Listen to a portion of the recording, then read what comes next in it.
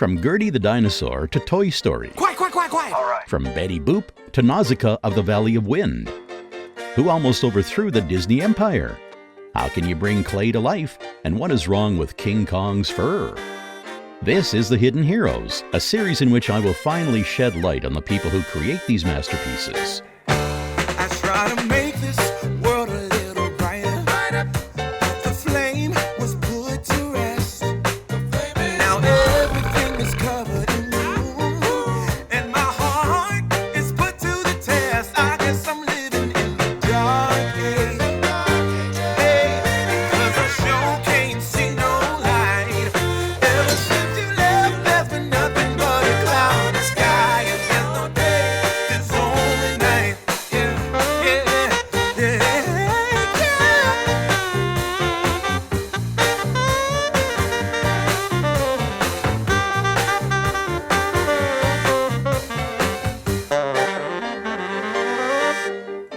Animation brings our fantasies to life, makes us smile, and entertains us. We grew up in the company of incredible characters whose adventures taught us more than even our school teachers.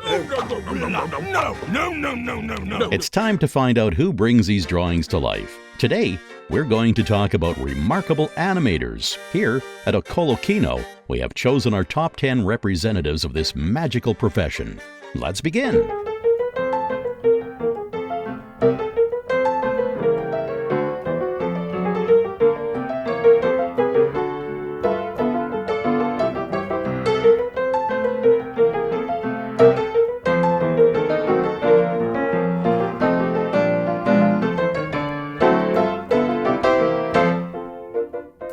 Cave paintings are considered to be the ancestors of animation. Prehistoric man portrayed movement through a series of figures in different poses. This method was preserved for several millennia until, at the dawn of the 19th century, illusionists invented the thaumatrope.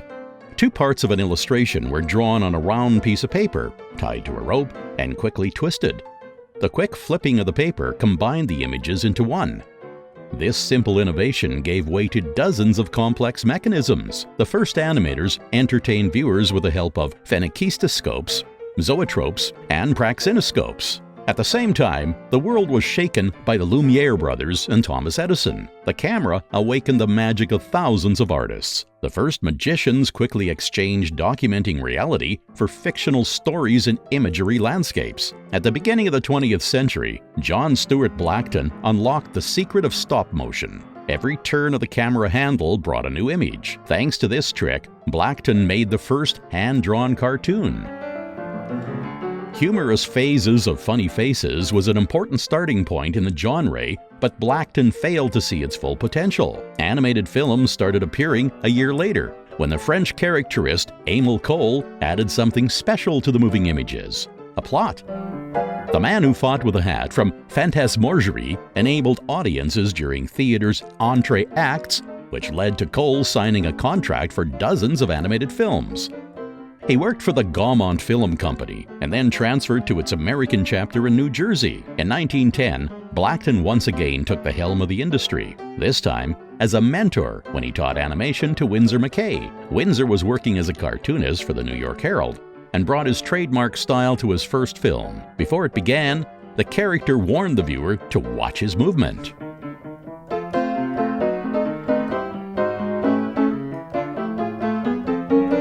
McCay deftly twirled the figures and added depth to the flat scenes. His following work is considered the foundation for the separate genre known as animated film.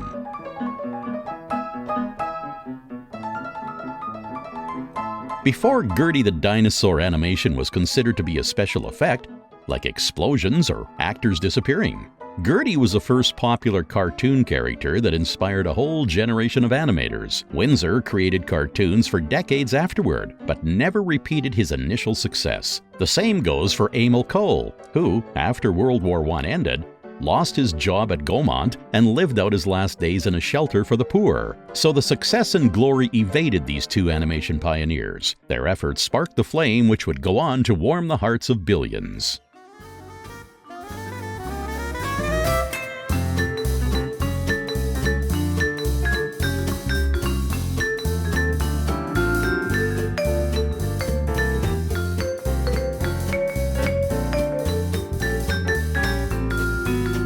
Let's transport ourselves to the 20s. Animation was winning more viewers and had turned into a business. The era of Cohl and McCay had passed. The Stickman and Gertie gave way to Felix the Cat.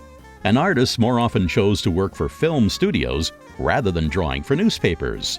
Walt Disney and Iwerks left Kansas and made their way to Hollywood. At the same time, World War I veteran Max Fleischer rented a basement in Manhattan, where he installed his invention, the rotoscope.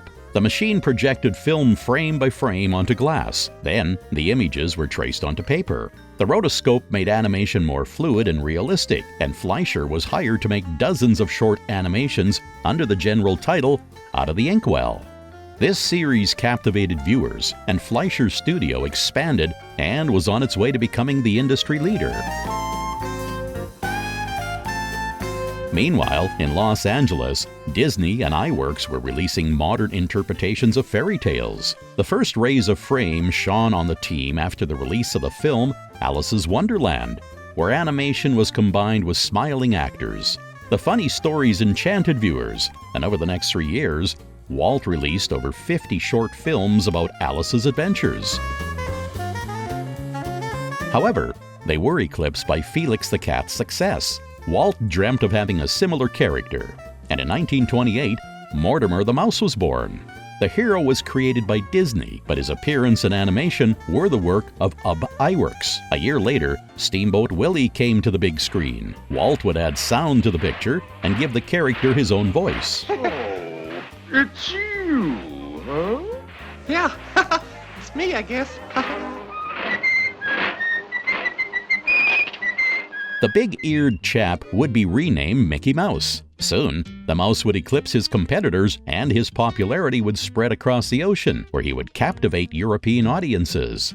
Max Fleischer's company was losing to Disney on every front and badly needed a new hero. Where Walt was trying to entertain children, Max targeted the adult audience. While Mickey enchanted children, Fleischer was releasing films about the theory of relativity and evolution. The studio was saved by a personified dog. I want to make love. I have to have poop-a-doop-a-doop-a-doop-a-doop-a-doop-a-doop. She briefly appeared in one of Max's cartoons in 1930 and was well received. The artist, Grim Natwick, helped turn the heroine into a sexy girl with a huge head. The show was renamed in her honor, and Paramount ordered a whole season of the adventures of Betty Boop. When you wear the wing, ain't she cute? Boop-boop-a-doop. Sweet. The show was filled with crude jokes, grim satire, and of course, jazz. Hardy, hardy, ho. Hardy, ho. The cartoon contained stars of the New York stage and world-famous personalities such as Cab Calloway and Louis Armstrong. Oh, but I'm ready. I'm ready. It was, after all, 1930, and black artists in film were considered a bold affront to supporters of segregation. A year later, Fleischer's studio was joined by Popeye the Sailor Man. Max bought the rights to the comics and turned it into the best comedy of the era. I'm Popeye the Sailor Man. Besides humor and music, these cartoons brought new technical innovations to the industry. Betty Boop sauntered across 3D backdrops, and Popeye flexed his muscles in Technicolor. They almost became more popular than Mickey Mouse. But Fleischer was about to get sucker punched. At the end of the 30s, filmmakers created the Hays Code. The code forbade nudity, sexual innuendo, and humor relating to controversial social or religious themes. Betty was stripped of her mini dress and garter and clothed in a long dress. No, no, no, no. Her whip was replaced with a broom, and her musical repertoire was reduced to house cleaning blues. I've got those house cleaning blues. Boop-boop-a-doop. Within a few years, the sex symbol lost her fan base and faded into obscurity. Walt Disney was not bothered by the code. In 1937, he dealt his competitors a fatal blow. Hi-ho, it's home from work we go. Snow White and the Seven Dwarfs was the first full-length animated film in the U.S. His company spent 6 years and $1.5 million working on it. The drawings were the works of the famous 9 old men who took animation to a new level. Hollywood's elite praised it as a premiere, and in a few days, they were joined by hundreds of thousands of viewers.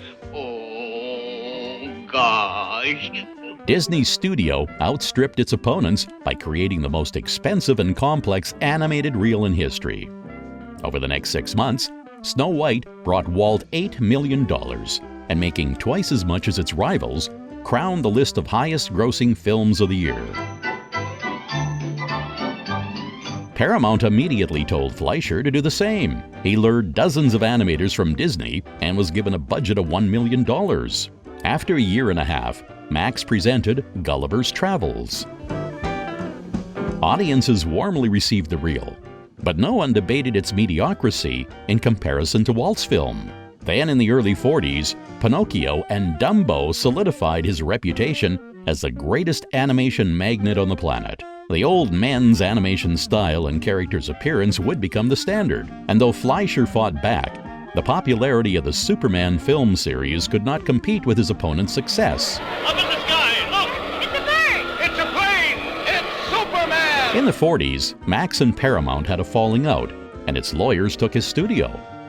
For the rest of his career, Fleischer dedicated himself to educational films where he firmly hid away his talents. As for Disney, even a full-length film could not tell of the scope of his exploits. Internationally acclaimed films, documentaries, amusement parks, the receiver of the most Academy Awards ever, and an incredibly lucrative business. In a fitting epilogue, in 1956, Walt hired Fleischer to work for him. Their meeting was like a high school reunion, as they were joined by dozens of the best animators in the world who had the chance to work for these two giants. It was a poetic finale to a feud which took animation to a completely new level. Growing up is just a trap. Don't it seem like a drag? Are you ready to move in? Like putting all of your joy in a big brown bag. Let's go! Listen to any of that jazz. No, I'll never grow up. Growing up is just a big fat trap. Disney and Fleischer feuded for 15 years, but the battle had no casualties. They actually trained more animation soldiers in the process. The young illustrator Joe Barbera went to a movie theater to avoid the fall chill one evening in 1922. Before the movie, they showed Disney's The Skeleton Dance. The bones and skulls mesmerized Joe with their dancing.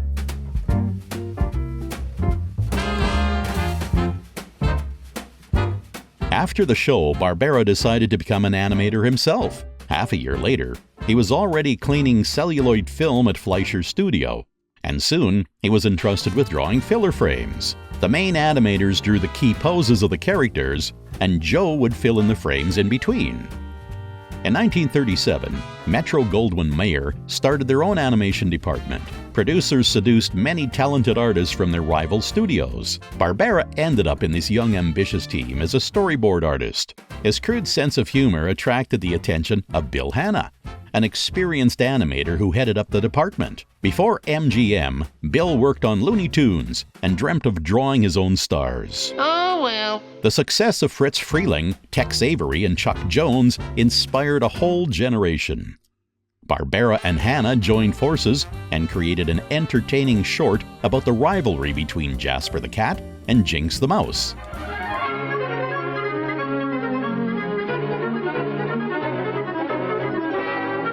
Puss Gets the Boot was nominated for an Oscar, and the studio ordered a sequel immediately. The heroes were renamed, and over the next 17 years, Tom and Jerry won 7 Academy Awards.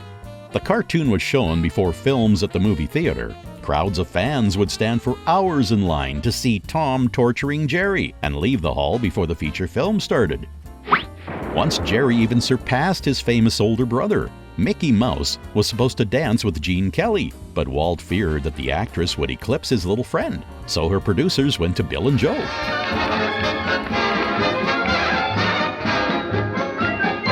at me. I'm dancing. This success helped the duo to orchestrate the dream sequence from Dangerous When Wet, where their heroes swam together with Esther Williams. But even the worldwide renown of Tom and Jerry couldn't save the MGM animation department. The close of the 50s saw a steep decline in movie-going audiences. It was the era of television, and the animation industry moved to the American living room. Hanna and Barbera lost their jobs. while the rights to the cat and mouse stayed with Metro-Goldwyn-Mayer. The artists tried to adapt to the times. They created the animation studio Hanna-Barbera, and a year later, Huckleberry Hound was entertaining kids through their TV screens. This is Detective Huckleberry Hound tracking down what's coming up on the show. The friends invented a simplified animation process to fit their deadlines and their budget. Plots based on movement and visual humor were exchanged for dialogue. Cock-a-doodle-doo, y'all! Now I ask you, did you ever hear anything so ridiculous? Repeating backgrounds, and a camera which remained static. It was enough. Every Sunday morning, Huckleberry captivated young audiences. However, the naive stories did not attract adults. Bill and Joe fixed this problem within the year. In 1960, the ABC channel aired the pilot episode of The Flintstones, the first animated primetime show. The sitcom glued both children and adults to the screens. You, my new star, will steal the picture. Wow! Its incredible success led to many job offers from dozens of American TV channels. It also allowed Hanna-Barbera to test the limits of their fantasy. Over the next 30 years, they created more than 100 animated shows from Yogi Bear to Scooby-Doo, whose ratings beat even those of the Flintstones. Scooby-Doo! In addition, they were entrusted with the adaptation of the Addams Family comics, and MGM even gave them back creative control over Tom and Jerry for a time. Joe and Bill managed hundreds of talented artists, and in time, took the producer's chair. The company, though named for them, changed owners several times. As it moved to larger corporations, it acquired amusement parks, and took its current form in the end of the 90s. Warner Brothers Studio bought Hanna-Barbera, combined it with its animation department, and created the Cartoon Network channel, which to this day holds exclusive rights to the legacy of these great artists. They say, how can two people work together for 50 years and not fight? Well, it's a simple answer. We did fight. The very first week, and we haven't spoken since.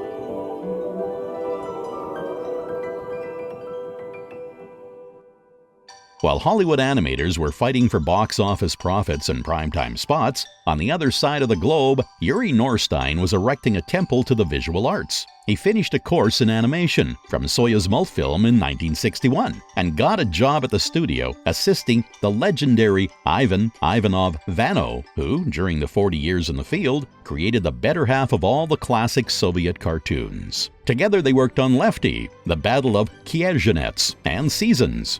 And Norstein animated Boniface's Vacation and was a puppeteer for Chebraska, Shapaklak, and 38 Parrots. Сколько попугаев тебе поместится, такой у тебя рост. But he became world famous thanks to his directing. His debut was with the film The 25th, The First Day. Yuri combined the works of the avant-garde artists and captured the spirit of the first years of the October Revolution. 6 years later, Norstein created one of the most important philosophical parables in the history of animation.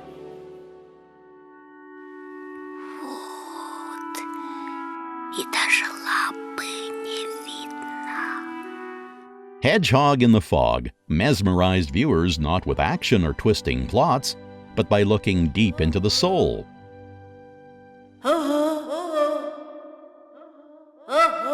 This time, the author was inspired by the works of Andrea Rublev. The icon Spaz inspired the appearance of the main character, and the finale revealed it in full color. Ёжик! Где ж ты был?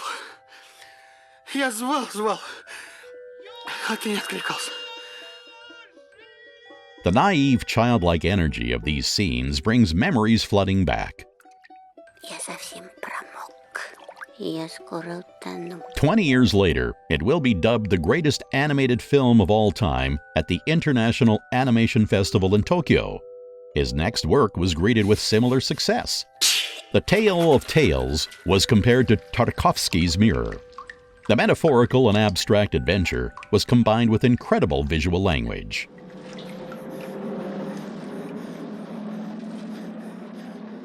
The Grey Wolf was just as cute as a hedgehog, and the symbolically loaded details and musical accompaniment hypnotized viewers.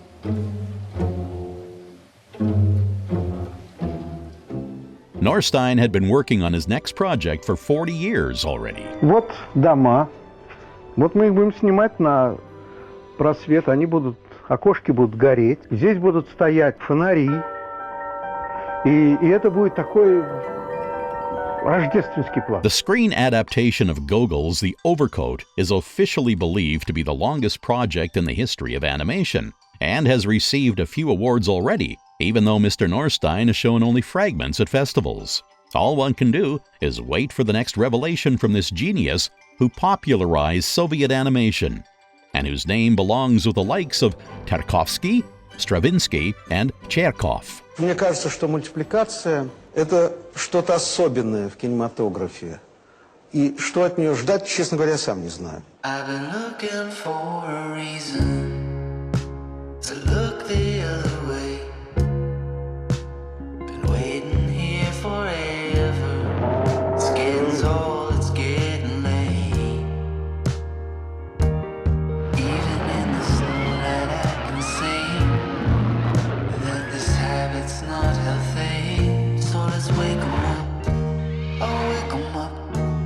Sleeping dogs.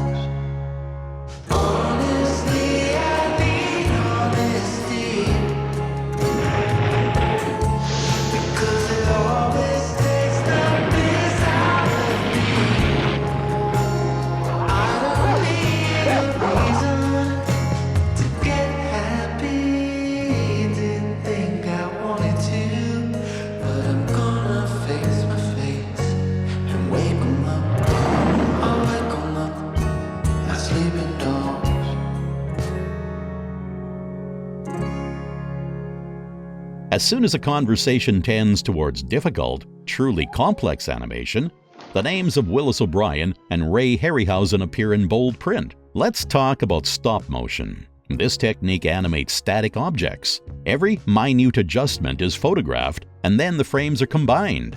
This simple idea was used even by Émile Cohl, who brought to life flies, mice, and porcelain figures. Vladislav Starevich even put bugs in a human city, where they read newspapers, drew pictures, and loved each other. Willis O'Brien was not a part of the first experiments. At the beginning of the 20th century, he was jumping from one job to another. He worked as a barman, a farmer, a steelworker, and a cowboy, but was brought into animation thanks to paleontology. He would give dig tours to paleontologists, and in his spare time, drew and made dinosaur figures. Thanks to his hobby and artistic talent, he started working as an illustrator for the sports column of a newspaper. His first attempt to animate his clay dinosaurs attracted the attention of Thomas Edison. He hired O'Brien to work at his studio, where the artist made a few short films. His method was based on making a wire skeleton and building a soft clay figure around it. A similar technique is used to this day. The screen adaptation of The Lost World became his first full-length film. The author Sir Arthur Conan Doyle was so impressed with the frames containing dinosaurs that he used them to play jokes on his friends. After watching, he would convince his friends that his book was in fact a work of non-fiction. But O'Brien truly won the world over in 1933. King Kong became one of the most popular figures in film and caused a revolution in the industry. The 2-foot-tall gorilla model came to life in Willis's hands, though in fact, He thought that he had ruined the film. As he rewatched the reel, the artist realized that he had made a huge mistake. If you look closely, you can see handprints on the fur. This causes the fur to move between frames. Before showing the finished product, Willis was sure he was going to be fired. After the premiere, the producer ran up to him and shook his hand. He was amazed by Willis's attention to detail and thought that he had moved the fur on purpose to make it look like it was fluttering in the wind. The Academy seemed to be of the same opinion, since it nominated Willis for an Oscar for the technical effects. The artist demanded that the Oscar be given to every member of his team. The ceremony representatives not only rejected his request, but spoiled O'Brien's reputation. Members of the Academy spread rumors about his nasty personality and lack of participation in the final scenes of the picture. As a result, he only received 2 work proposals in the next decade. The film itself saved RKO Pictures from bankruptcy and was in the top 3 grossing films of the year, but most importantly, caused the 13-year-old Ray Harryhausen to fall in love with animation. The boy became so interested in stop motion and with Willis's work that he sent his hero his own short films, and in 1949 finally became his assistant. Mighty Joe Young was O'Brien's comeback to the movie world and set the bar for frame-by-frame animation. This time, Willis did not reject the award, though it was Ray who actually animated the main character of the picture. Through facial expressions, the young prodigy was able to give the gorilla a personality filled with depth, while the action scenes are still considered to be world-class. Not to mention the seamless weaving of cowboys and puppets, where the lasso magically switches to a stop-motion wire. In some frames, the puppets replaced actors. As for the fire scene in the orphanage, the children turned into figures, and the gorilla interacted with people and decorations. The animation took 14 months, after which Joe Young fetched O'Brien an Oscar, and Harryhausen kick-started a grand career. Soon, he moved on from his teacher's methods. He made the wire figures more complex and combined them with real backgrounds instead of miniature sets. Thanks to this innovation, Ray brought to life monsters and magical creatures for dozens of cult films. His greatest achievement was the fantasy Jason and the Argonauts, the awakening of Talos, the seven-headed Hydra, the Harpies, and of course, the fight against the skeletons. The scene combining puppets with actors is still considered to be one of the most difficult in history. Every frame required moving 35 bone soldiers, so that they perfectly aligned with the movement of the actors. Sometimes I would only get about 13 to 15 frames a day. It took 4 months to animate to the sequence. It only took 2 weeks to photograph the live action. Ray remained scrupulous with every detail in all his pictures, personally working through every frame of every film he ever made. Look at the torso. The torso is that of a human being. The works of Willis O'Brien and Ray Harryhausen are still inspiring. Thanks to them, the magical worlds of Tim Burton and Henry Selick came to life. Nick Park sent Wallace and Gromit on adventures. Leica Studio introduced us to Kubo. And Wes Anderson saved the Island of Dogs.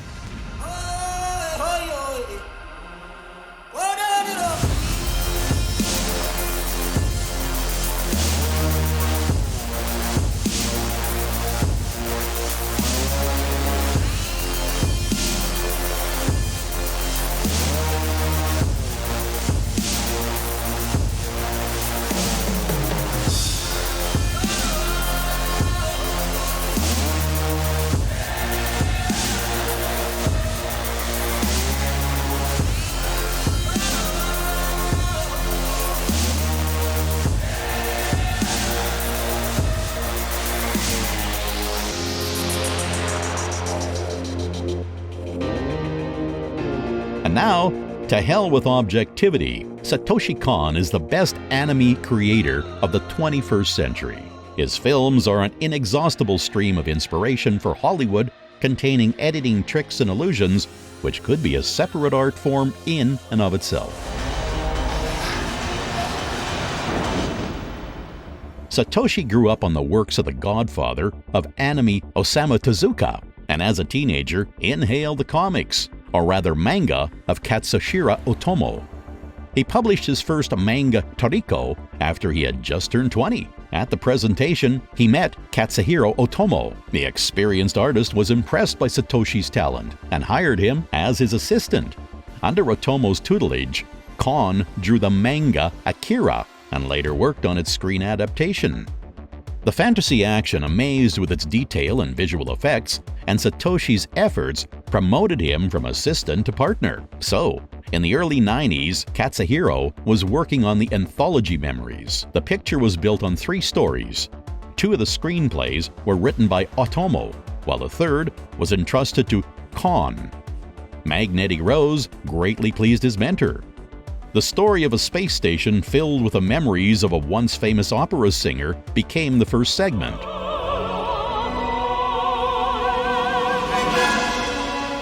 At the same time, Katsuhiro was asked to adapt the novel Perfect Blue for the screen, but he convinced the producers to go with Kon instead. The new director reordered the script and filled the picture with complex editing tricks.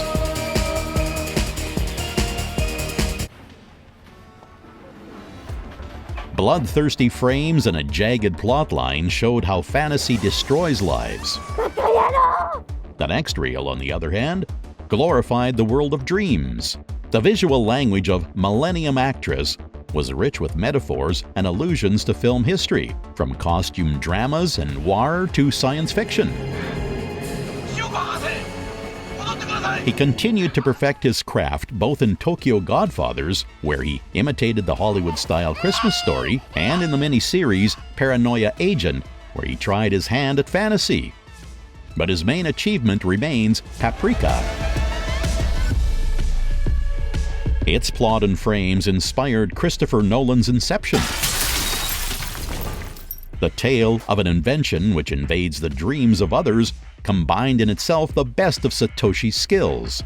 His drawings exploded with bright colors. He constantly broke the fourth wall and filled the frames with references to cult films.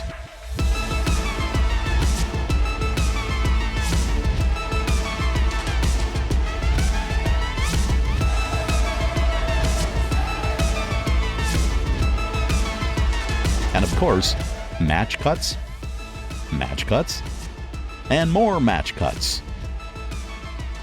Paprika is the pinnacle of contemporary art, which showed Kon was up to par with the greatest animators.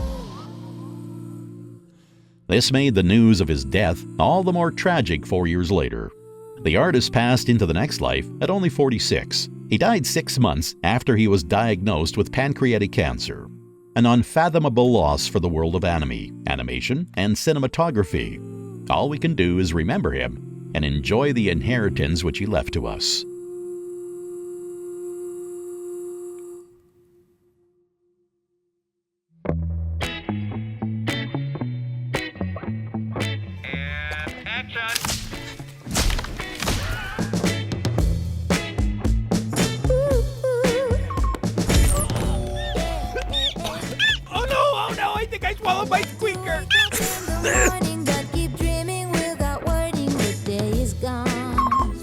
Marker. And action.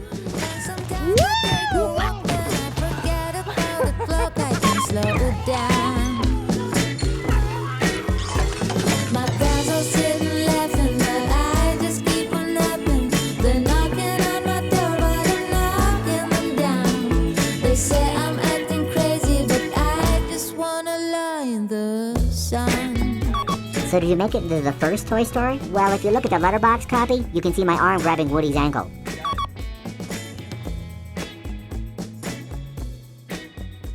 John Lasseter was addicted to animation from childhood. Instead of school books, he studied the art of animation. The author talked about the history of Disney and the technical aspects of Sleeping Beauty, and John copied the drawings from the book at home, and even scribbled during Sunday church. At 18, he applied to CalArts and became a part of the first character animation program. His mentors were none other than some of the aforementioned 9 old men. This group had been helping Walt Disney from the time the studio was founded and had trained up worthy replacements. The course was filled with half of the future stars of the animation industry, from Brad Bird to Tim Burton. Hi, Tim. In 1979, every student of the program got a job at the Disney studio. John had landed the job of his dreams, but for the next 4 years, not a single one of his projects was accepted. John started to dabble in computer graphics, but his bosses weren't convinced of its potential. He was fired in '83. That same year, the talented animator met Ed Catmull. The tail-blazing programmer was the head of the computer department at Lucasfilm and constantly badgered the Patent Bureau with new innovations in the CGI sphere. Catmull asked John to join a team of artists which were working on the first 3D animation in history. He agreed and helped animate the adventures of Andre and Wally B.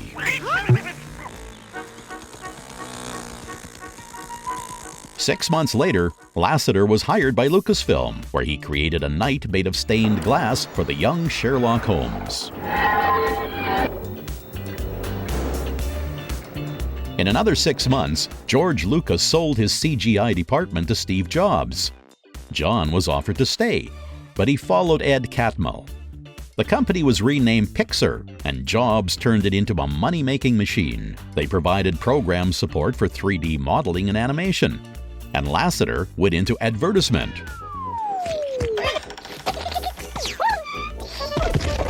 The new company supported his experiments.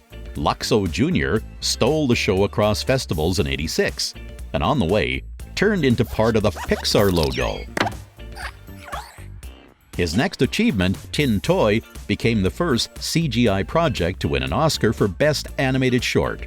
The statuette symbolized the acceptance of 3D animation as an art form, not just something used in technical fields limited only to tech conference presentations. This success caused Disney to notice Lasseter again. They offered to finance and release 3 feature films with Pixar. We're making a movie. Really? The rest is history. The release of Toy Story, the animation revolution, incredible box office profits, and an Oscar for special achievement. These guys are professionals. They're the best. Pixar's next pictures consistently stayed on top of the box office, received standing ovations for critics, and collected awards. Lasseter directed A Bug's Life, Toy Story 2, and Cars.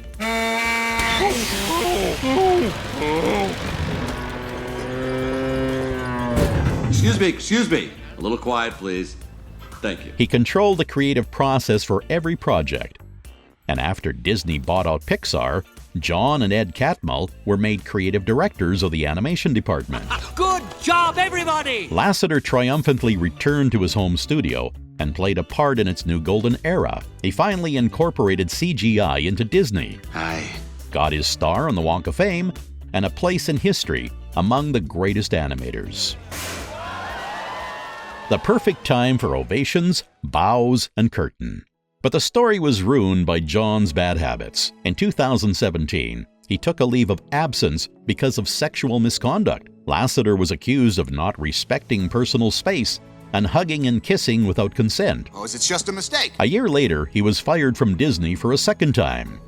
John found a new post at Skydance Studios, which had started an animation department, and hired him as its director in 2019. A good soldier never leaves a man behind. Apple TV is planning to release 2 full-feature projects overseen by Lasseter. Based on his previous works, we wait with bated breath for more incredible films and for news that Disney has reclaimed its alumni once again. Oh, good. On 3, 1, 2. I'll be happy, happy.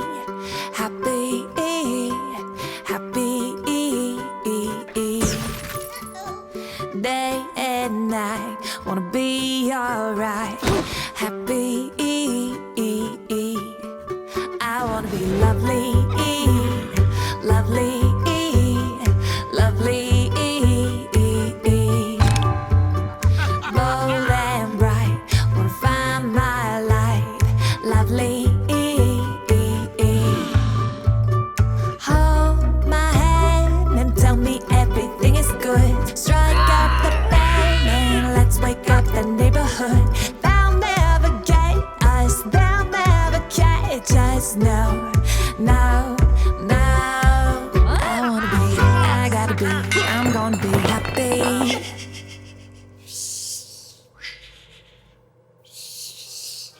closing trio is headed up by another computer animation genius. Pete Docter studied on the same course with John Lasseter. After graduating in 1990, he didn't start work at Disney, but was invited to join a team of animators working on The Simpsons.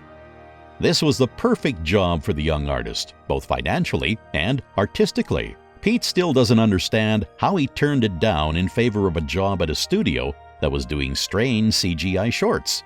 He joined Pixar as a 10th employee, and as the first who knew nothing of computer graphics. You can learn the computer fairly simply.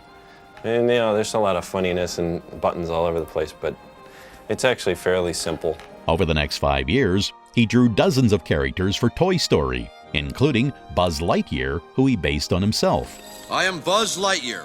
I come in peace. Oh, I'm so glad you're not a dinosaur! He also animated action scenes and helped with a storyboard during the famous company brainstorming sessions. The Pixar brainstorms are considered the main reason for its success. They would occur weekly around a round table where each employee would get to share his ideas or suggestions, criticisms, and change drafts or add jokes. Docter's contributions impressed Lasseter, and the director kept giving him more responsibility. Pete was responsible for the plot and characters in the sequel about the adventures of Buzz and Woody, and after the picture's release, made his first directing debut. My biggest challenge was that I was following in the footsteps of John Lasseter. To come in and say, okay, now I'm going to direct this, it was a tough act to follow. He had been writing the screenplay for Monsters, Inc. since 1994. But Disney only financed the project in 2000. Mike Wazowski, Sully, and Boo took the audience on an emotional roller coaster that would become a trademark of Docter's movies. Kitty. Kitty has to go. Besides a script, the reel was memorable because of its technological innovations. Sully's fur and Boo's shirt moved thanks to a specially written simulation program, and the scene with the door depot required that Pixar crank up its computing capability. It took twice as much computing power to render than Toy Story and A Bug's Life combined. Oh boy. Monsters, Inc. was released in 2001, received an Oscar nomination, and closed out the top 3 highest-grossing films of the year. Pete's next film made it to the screen 8 years later. The screenplay reflected his friendship with the 3 Disney veterans, Frank Thomas, Ole Johnson, and Joe Grant. The sad scenes of farewell made it into the picture because none of the 3 lived to see the premiere. Carl Fredricksen was the incarnation of the trio. You in the suit. Yes, you. Take a bath, hippie. And his appearance was based on Spencer Tracy. Well, fine. See you all later. 10,000 balloons, a talking dog, Speak. Hi there. and the missing badge brought Pete a statuette from the Academy. Boy, never did I dream that making a flip book out of my 3rd grade math book would lead to this. Besides an Oscar for Best Animated Film, Up was nominated for Best Film. It was only the 2nd time in history that a cartoon had been nominated, the first being Beauty and the Beast. Apart from his directing and screenwriting work, Docter was mentioned in the credits of every Pixar project, and his next project became Inside Out. This story was inspired by his teenage daughter and memories of moving as a kid. The Inside World pushed the limits of visualization, from the memory reservoir to Bingo Bongo. I'm mostly cotton candy, but shape-wise, I'm part cat, part elephant, part dolphin. Dolphin? Each detail reflected a psychological concept. The color and shape of each emotion are associated with anger, disgust, fear, sadness, or joy. And yes, similar techniques have been employed by animators from the start, but Inside Out contained more complex concepts. The Room of Abstract Thoughts, Imagination Land, Welcome to Imagination Land! the Dream Studio, and the Cave of Subconscious Fears. I don't like it here. It's where they keep Riley's darkest fears. It's broccoli. That journey would have been the envy of Sigmund Freud and Carl Jung. Yeah, sure. Docter once again wrapped a deep concept in a colorful wrapper, which brought him a 2nd Oscar. I won 1st place! Me too! you! Oh, participation award. The director spent 5 more years on his next film. Yeah, time's not really a thing here. During preparation for the musical Soul, John Lasseter was fired, and Pete took his place as creative director. Usually, when you're entrusted with a job like that in a multi-billion-dollar corporation, personal projects take a back seat.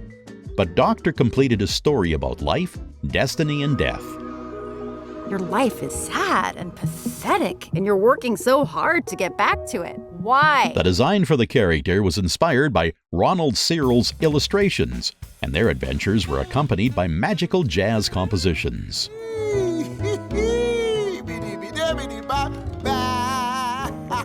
New York was depicted from the vinyl covers of the 60s, and the afterlife was presented in a minimalistic abstract style.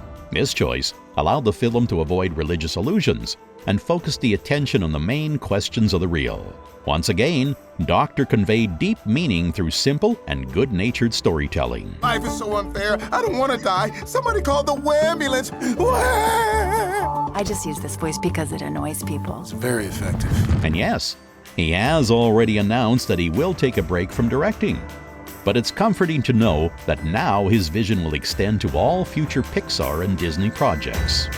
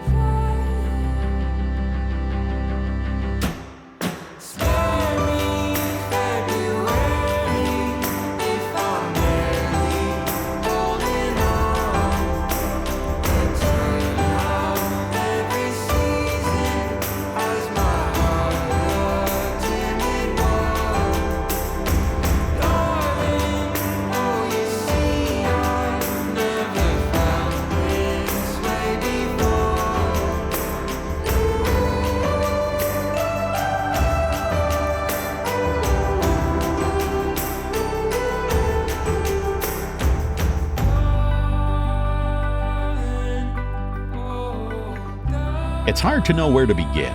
Glen Keane guided us through our childhood. His drawings, design, and animation come to mind when we hear the word cartoon. And for Disney, his appearance was marked by 2 golden ages.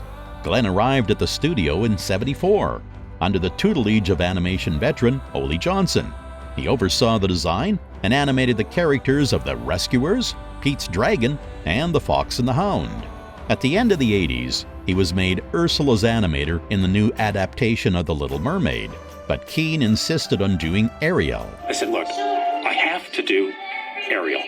I mean, I can feel it in my heart. Sure. She's got everything.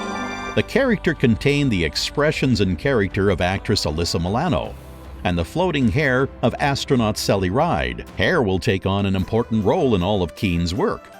In The Little Mermaid, the way it changes under the water and on land symbolizes a heroine belonging to another world. In his next work, the fur of the beast reminds a character of his curse. The same goes for Tarzan, whose dreads symbolize the conflict between his aristocratic roots and true home in the jungle.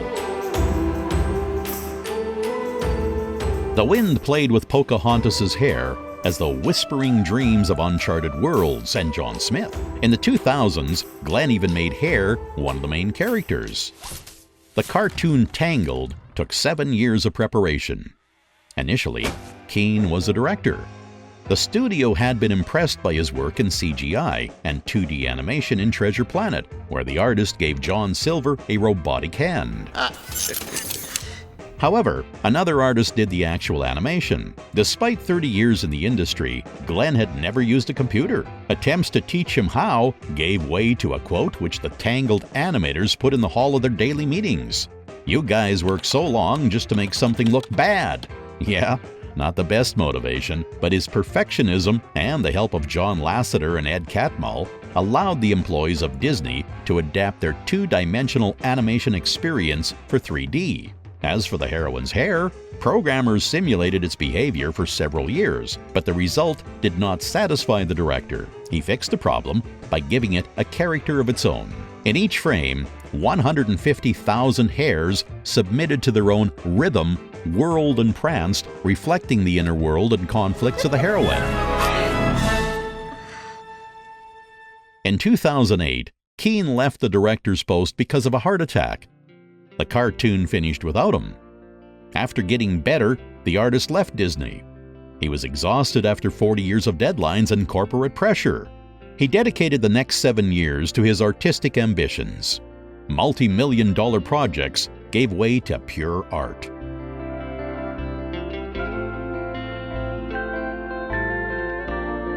A 3-minute penciled melodrama duet introduced viewers to Keane's inner world for the first time.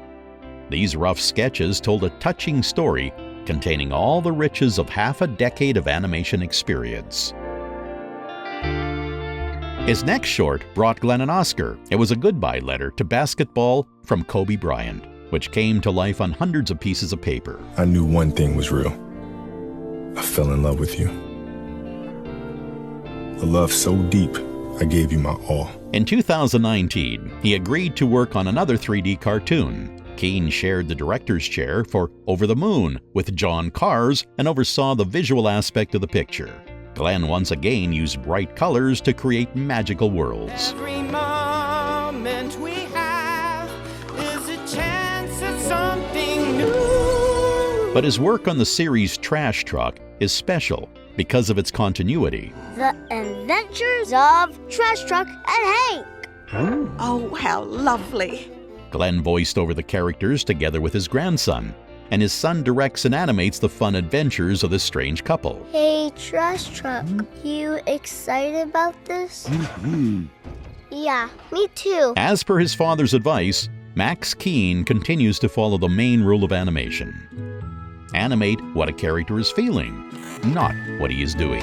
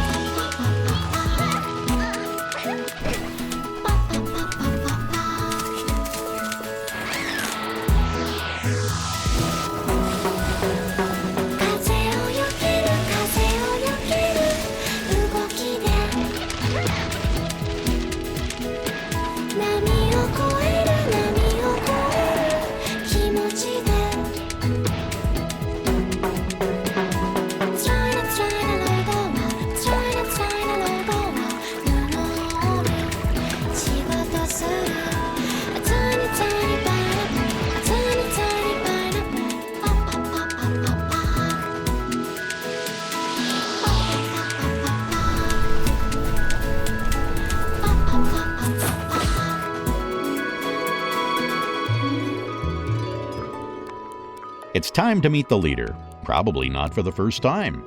None other than Hayao Miyazaki. A visionary from Japan, a cosmopolitan, pacifist, and defender of nature whose fairy tales are like lifeboats in the ocean of reality.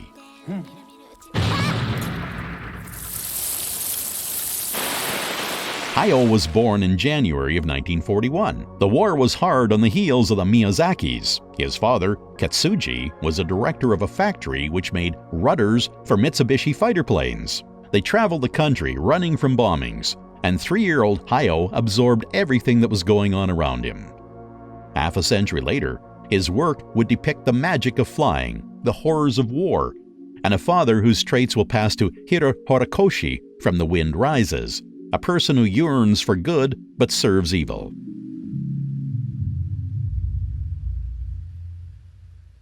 Katsuji's work captivated his son from a young age. He would redraw the details of the mechanisms and invent magical airplanes. Even the name of his future studio would come from the Italian fighter plane nicknamed Ghibli, from the Arabic word which means warm desert wind. But at the end of the 50s, Miyazaki was not even thinking about his own company. He finished university and became a manga artist. In '63, he joined the ranks of anime artists. The moving figures tapped his potential, and The Great Adventure of Horus, Prince of the Sun, brought him Isao Takahata. Hayao oversaw the design of the characters and animation, while Isao took the directing role. Having worked together once, they never parted ways. The screen adaptation of Lupin III and Future Boy Conan made them famous in Japan and allowed them to start their own projects. As Miyazaki himself said, "Freedom is the greatest joy available to man," which seems embodied in the flight from Nausicaa of the Valley of the Wind. This ode to ecology and peace was so loud that the whole world heard about Japanese animation. Before that, the boundary between kids' anime and adult anime was thicker than the Berlin Wall. Miyazaki took it apart brick by brick, and on its ruins built Ghibli Studios.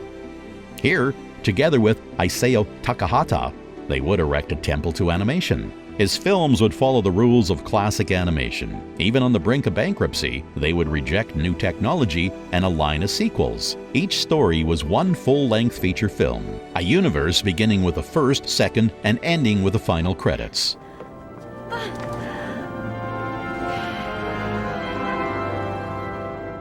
Miyazaki does not write scripts. His plots develop with the sketches. On these pages, the realism of human routine battles the fairy tale plots and surroundings. The hero's emotions will equal those of film as opposed to typical anime style. But most importantly, his stories are not about good versus evil. The viewer is free to choose a side because the actions of the characters are ambiguous, like in real life.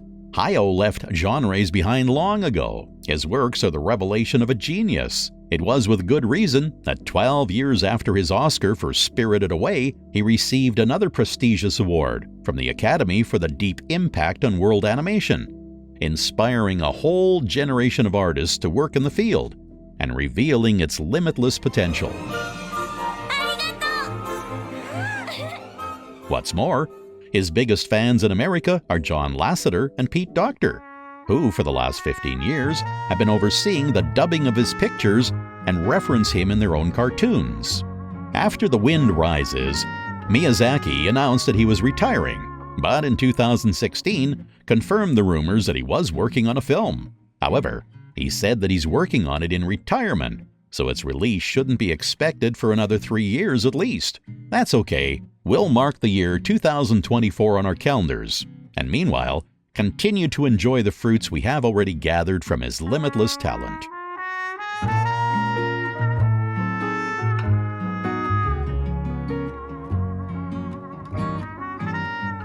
Another story has come to an end. This list is not completely objective, and we know we have missed an unforgivable number of great names. The world of animation is full of amazing genres and hundreds of geniuses, since all the beauty of the world can easily fit in the head of one person. No matter how far, no matter the way, no matter the pain and heartache, I promise all of those lonesome nights apart, you'll be back in my arms, no matter the way.